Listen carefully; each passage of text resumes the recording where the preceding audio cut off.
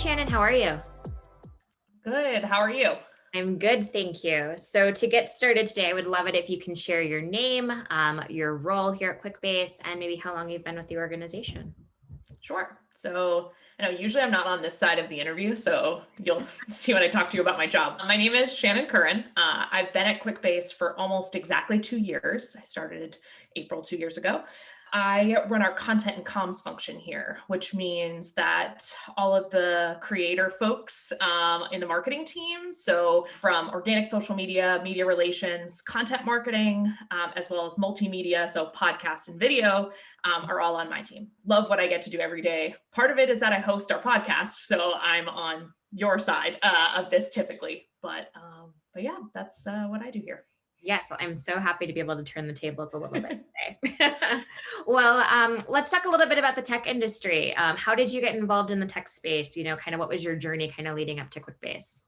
Yeah, totally. So I did not start in tech at all. I went to undergrad for political communications and educational leadership. So I thought I was going to go into politics. I wanted to be CJ Craig, so I wanted to be a press secretary.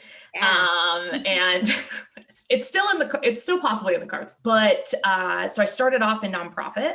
I worked in healthcare, always in marketing though, in some capacity. Then I moved into higher ed.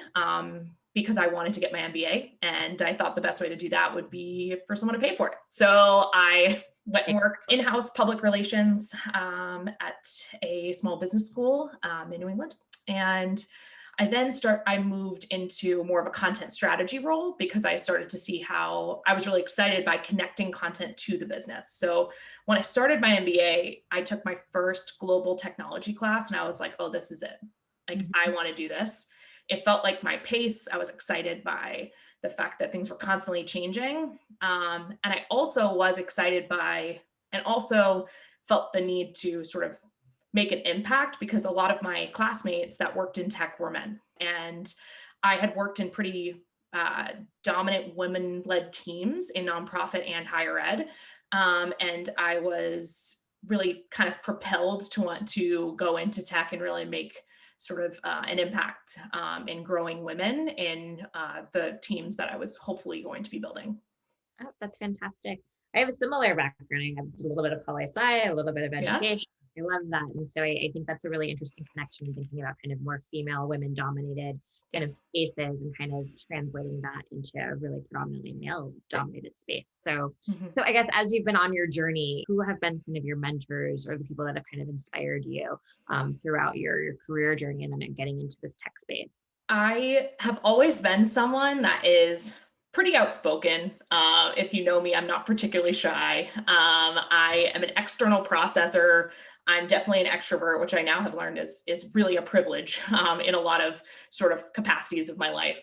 But I actually had a really hard experience starting off in like my working life, getting some very now I understand internalized misogyny, but feedback from women as leaders telling me to be quieter, to sit back, to make men feel smart, to make sure I'm supporting. It was really hard. I look back on it now and it makes me kind of queasy, but at the time I was like, oh, I guess I need to be more professional. I was told a lot of the time, which now I realize is complete BS, but at the time it felt really real, right? And as I was growing in my career, I was constantly looking for mentors, women that had gotten to these sort of levels in a way that I thought was really compelling. And a lot of the time it was actually, I didn't love the way they got there. And I was like, it just didn't feel authentic to me. I'm sure it totally worked for them. But for me, I was like, I don't know if that feels right. And then I came to QuickBase. And it's interesting because I worked with the smallest number of women I've ever worked with in my career, but the most inspiring. I particularly Danielle Zimmerman, who is a leader in our organization, is someone that I look to constantly as someone that is well respected, that is smart, and is the kind of leader she wants to be, and really defines that for herself. And I was like, wait a minute, I want to get closer to that. That feels really authentic to me. That people want me in the room because they feel like I bring who I am. Right. And I don't have to become a certain kind of female leader that we had identified as the successful kind, right? Played the game, did all the stuff. Like, it just never felt authentic to me at all.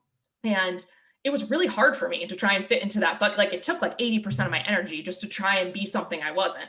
And sure, of course, I took the feedback, and some of it being really useful, but most of it just being sort of misguided, I think.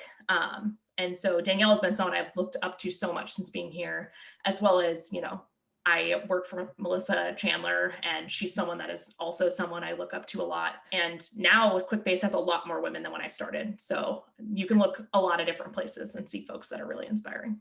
Yeah, no, it's interesting that you say that too, just kind of thinking about your earlier comments around, kind of there's not as many women, but the women that are really thriving in the tech space, really kind of being those inspirational kind of leaders, people who have kind of taken maybe different steps in their journey to kind of get to where they are and ending up in the tech space. So I think that's an awesome thing to kind of, noodle on a little bit. So tell me about, the greatest opportunities that you see for women in the tech industry. This is Women's History Month. We want to be making, history. We want to be creating better futures for women in tech. What do you think that looks like?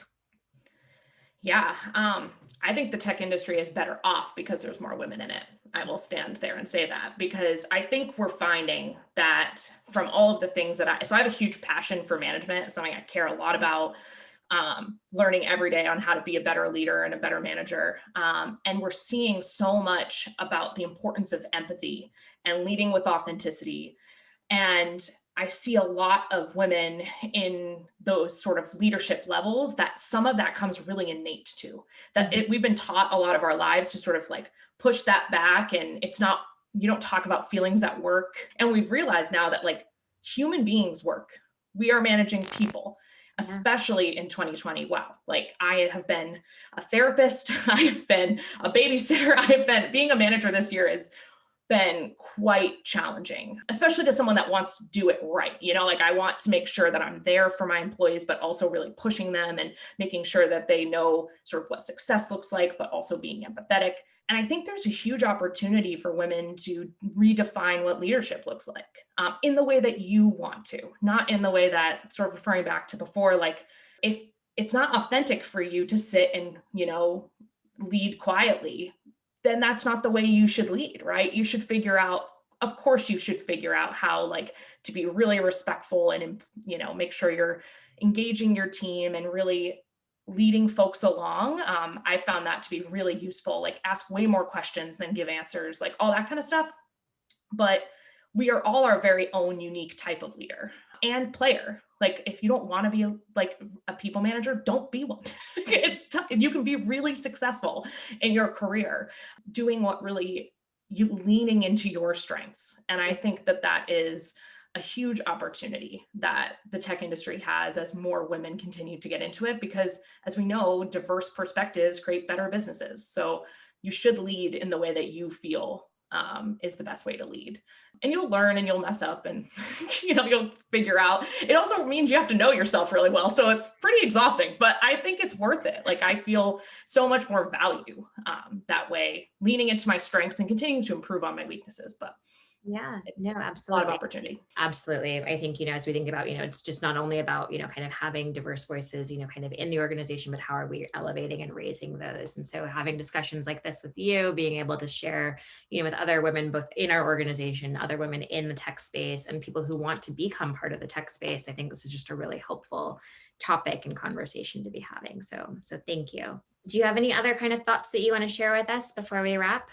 I'm excited and hopeful. Like, every woman I bring onto my team or peer that I see I am constantly inspired and inspired by the way I've really seen a lot of our male counterparts support us in this journey. Mm-hmm. That is such a big turning point that I've seen in the last few years.